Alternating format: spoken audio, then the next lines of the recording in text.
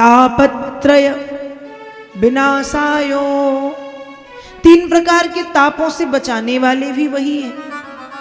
अब ताप जानते हैं आप? सुना है या नहीं ताप के विषय में? नहीं सुना? हाँ या ना? नहीं सुना। ताप 3 प्रकार के होते हैं। कितने?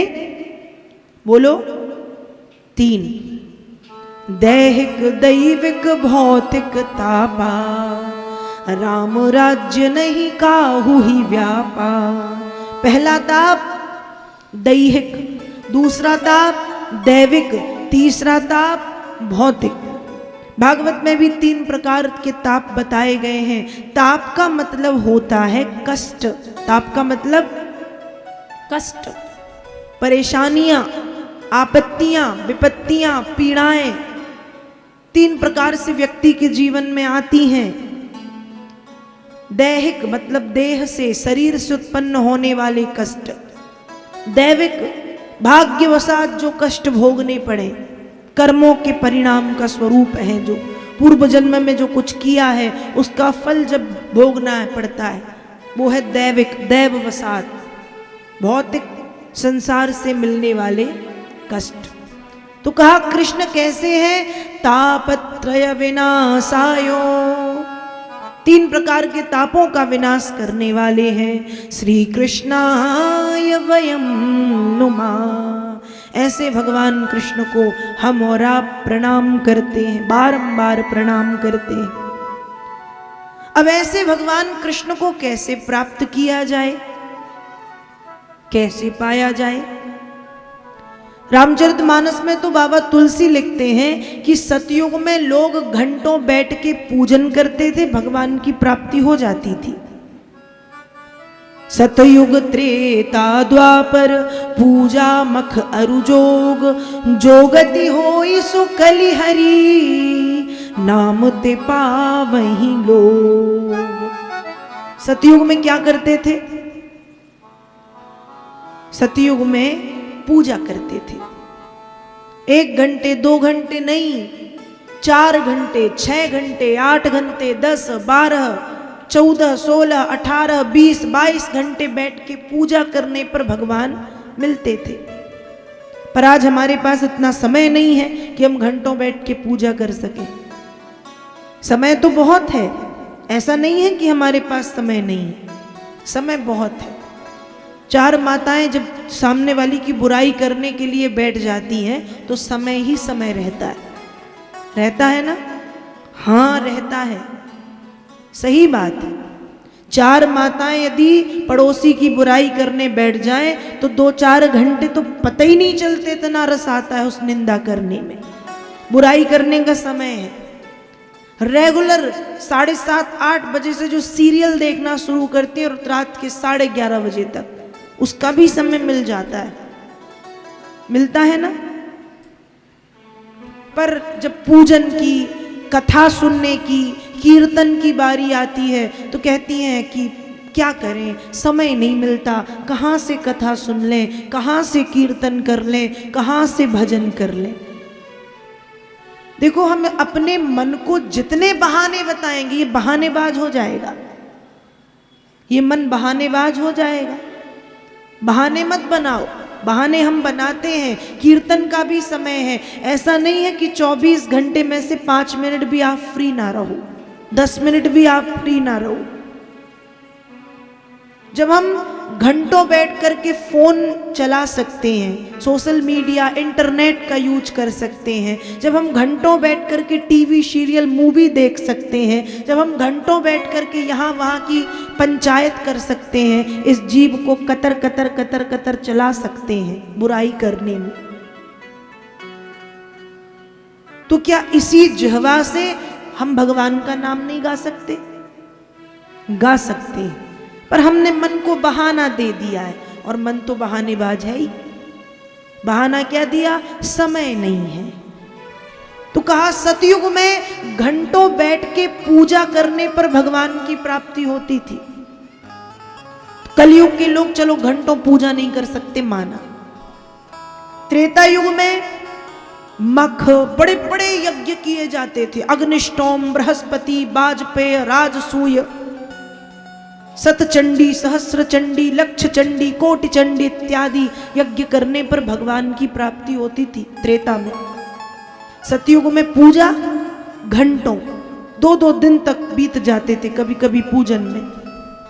त्रेता युग में यज्ञ, द्वापर जब आया तो द्वापर युग में तपस्या करने पर भगवान मिलते थे। माना सतयुग में हम घंटों पूजा नहीं कर सकते, सतयुग की तरह कलयुग में बड़े बड़े यज्ञ कर नहीं सकते। यज्ञ की पद्धतियां, यज्ञ की विधियां, यज्ञ के विधान कठिन है, तो यज्ञ भी हमारे वश में नहीं है। तपस्या तो बिल्कुल भी नहीं कर सकते। तो कलयुग में ऐसा क्या करें कि भगवान की प्राप्ति हो जाए? तो कलयुग के लोगों के लिए हमारे संतों ने, हमारे मनीषियों ने बहुत सरल उपाय बताया है, बहुत ही सरल उपाय। क्या बताया है? क्या बताया है उपाय? कथा सुनी है आपने इससे पहले? किसी की तो सुनी होगी, हाँ या ना? सो रहे हो क्या? तो बोलो हाँ या ना। सो तो नहीं रहे ना? क्योंकि पहले दिन की कथा में अक्सर ये होता है, लोग थक जाते हैं कलश यात्रा में, व्यवस्थाओं में। पता चला पंडित जी कथा सुना रहे हैं, श्रोता सो गए। तो सो तो नहीं रहे ना, जग रहे हो ना? तो जब मैं कुछ पूछूं तो हाँ ना तो कर दिया करे। कथा सुनी है किसी की इससे पहले? हाँ या ना?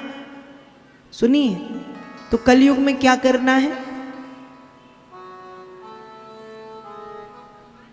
भगवान का नाम। एक ही माता जी हैं शायद जिनने कथा सुनी, बाकी तो मौन व्रत धारण किए या तो सो रही हैं। क्या करना है कलयुग में? झगड़ा करते हो कि नहीं? मोहल्ले में करते हो ना, चिल्ला चिल्ला के। 4, 5, 8 घर के लोग उस झगड़े को सुन लें और इकट्ठे हो जाएं, लेकिन जब मैं कुछ पूछ रही हूं तो उत्तर नहीं दे पा रहे। कलयुग में भगवान का नाम, क्या करना है? भगवान का नाम।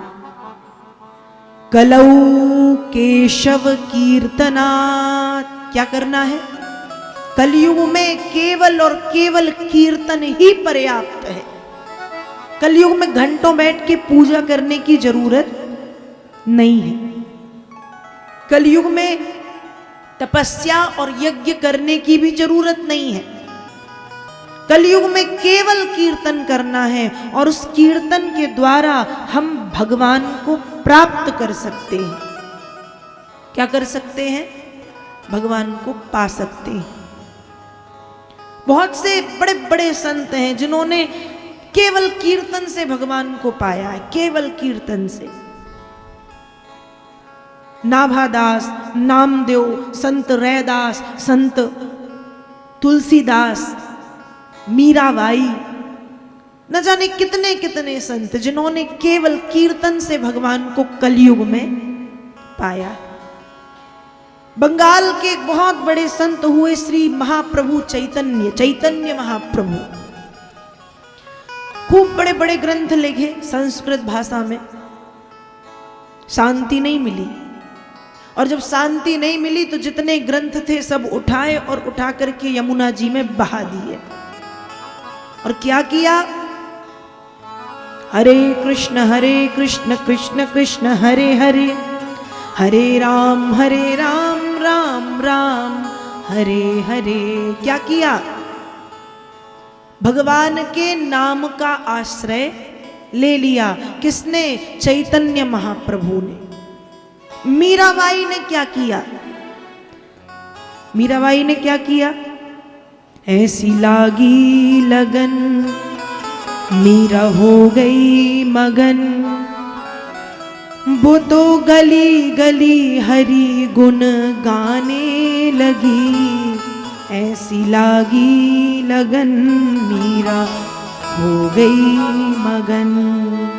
महलों में पली, बन के जोगन चली, मीरा रानी दीवानी कहाने लगी, ऐसी लागी लगन मीरा हो गई मगन।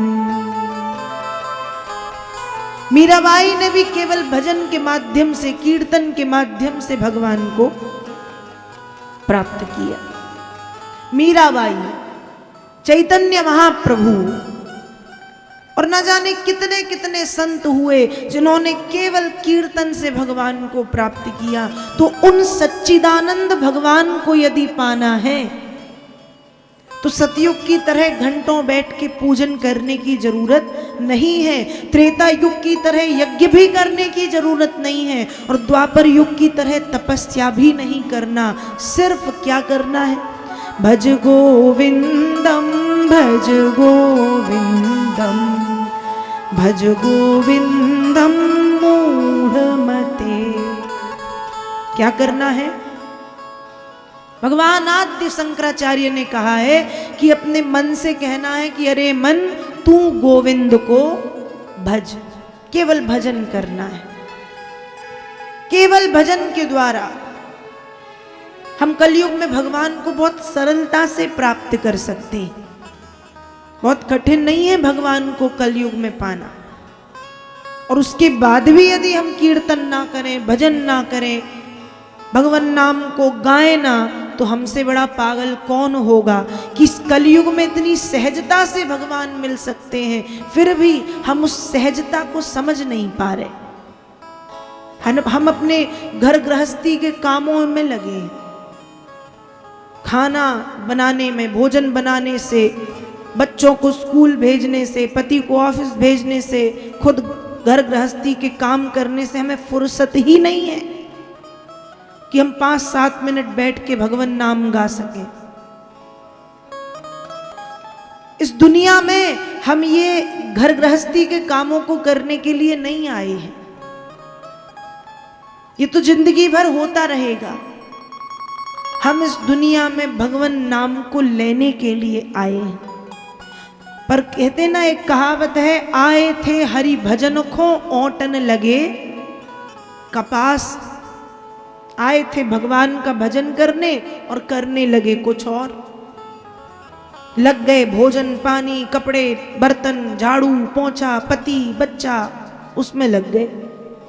आए थे हरि भजन को ओटन लगे कपास। तो भगवान नाम को गाना है। कीर्तन से भगवान को प्राप्त किया जा सकता है, जैसे मीराबाई ने पाया, जैसे चैतन्य महाप्रभु ने पाया, जैसे संत रविदास, संत रैदास, संत नाभादास, संत तुकाराम, संत नामदेव ने पाया। तो उन सच्चिदानंद भगवान को प्राप्त करने के लिए, जो सच्चिदानंद हैं, जो तापों से बचाने वाले हैं,